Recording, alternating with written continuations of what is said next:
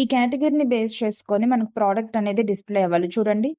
అంటే dependent drop down list ఎలా create చేయాలి అనేది ఈ వీడియోలో చూద్దాం. మనకు ఆల్రెడీ డ్రా డేటా ఉంటుంది కదా! ఆ డ్రా డేటాని సెలెక్ట్ చేసి న్యూ మేనేజర్‌లోకెళ్ళాలి.